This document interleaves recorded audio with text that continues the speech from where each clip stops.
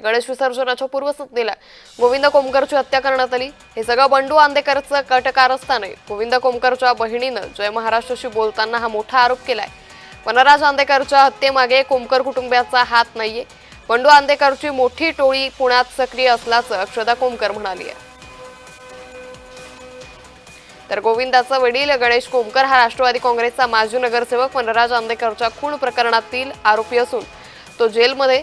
मागील वर्षी ज्याची हत्या झाली तो वनराज आंदेकर आणि ज्याची आता हत्या झाली तो गोविंद कोमकर हे सख्खे मामाभाचे आहेत।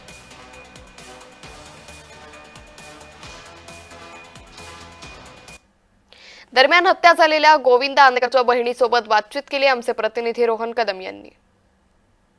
ह्या सगळ्या हत्येमागे तुम्हाला असं वाटतं की बंडू आंदेकर आहेत? बंडू आंदेकर, त्यांची मुलगी वृंदावनी वाडेकर, तुषार वाडेकर, सोनाली आंदेकर, प्रियंका आंदेकर आणि लक्ष्मी आंदेकर, शिवम आंदेकर आणि अभिषेक आंदेकर हे सगळं त्यांच्या घरातल्यांनी मिळून आमच्या विरुद्ध प्लॅन रचला होता। आम्ही आमच्या घरी पण जायचो, ते सारखे आमच्यावरती वॉच ठेवून असायचे आणि बघायचे आमच्याकडे, हा आलीये गेलीये असं।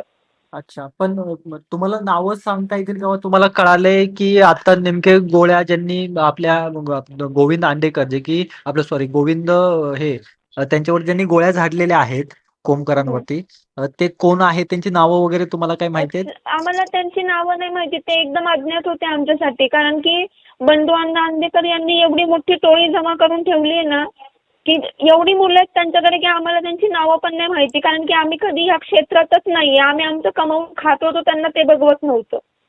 अच्छा, पण ते तडीपार होते, ते इतके दिवस नव्हते पुण्यामध्ये, तरी पण ते टोळी चालवत होते?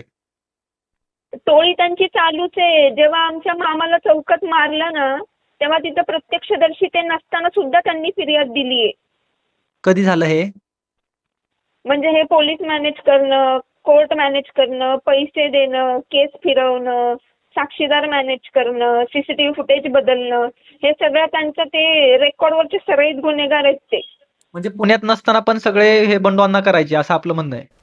हो।